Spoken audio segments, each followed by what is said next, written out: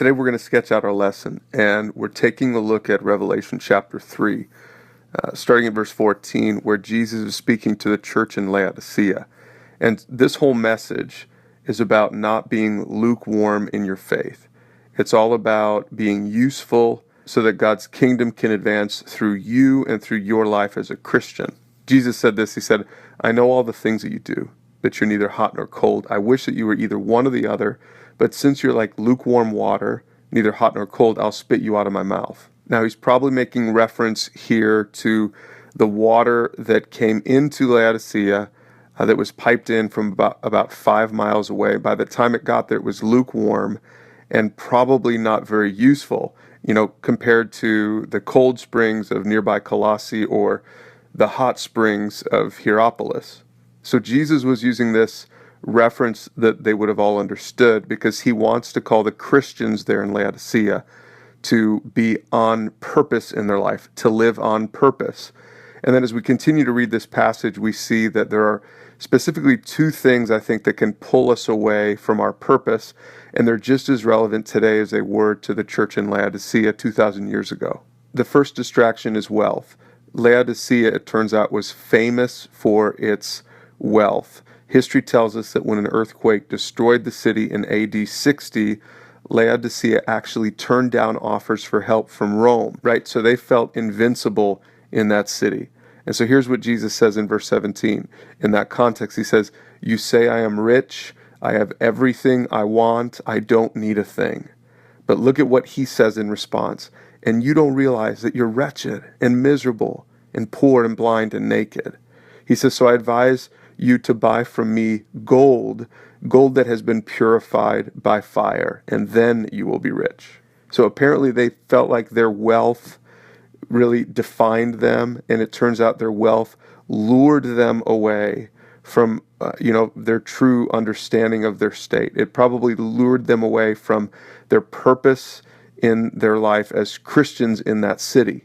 Right? Money can still do that to us today, 2,000 years later. It can have this intoxicating effect, and it can draw us away from our pursuit of God. Jesus said that you can't serve both God and money at the same time. One or the other will dominate you. In another place, he warned his disciples that it's hard for a rich man to enter the kingdom of heaven. The problem isn't money itself. The problem is that when money moves to the center of our lives, it becomes a distraction from the main purpose of every disciple of Jesus, which is to help people pursue God. It's so easy to get focused on our own kingdoms when we have money, rather than on the kingdom of God.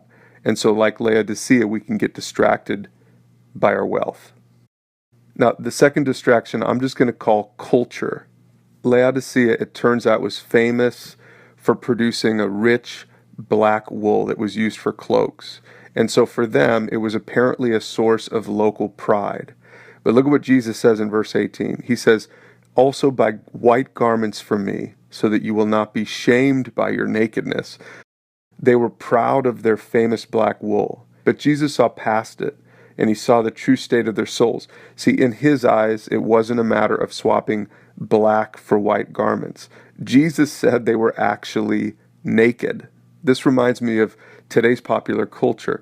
We perceive certain things in our culture to be so valuable in this life, and those things can so easily draw Christians away from what really matters in eternity. This doesn't mean that we're disconnected from popular culture, but it does mean that we can see beyond it to the stuff that truly defines us.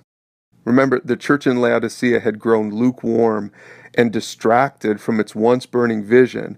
And so Jesus invites them to renew their focus. Here's what he says at the end of this passage. He says, "Buy from me ointment for your eyes so you'll be able to see."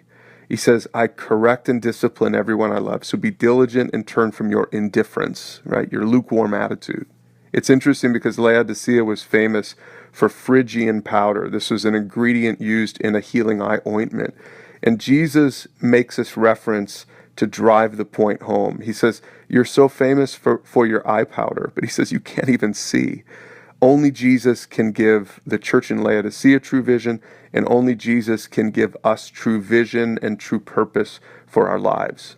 And so Jesus offered them a second chance. I love that. He says, "Look, I stand at the door and knock. If you hear my voice and open the door, I'll come in, and we'll share a meal together as friends." And those who are victorious will sit with me on my throne, just as I was victorious and sat with my Father on his throne.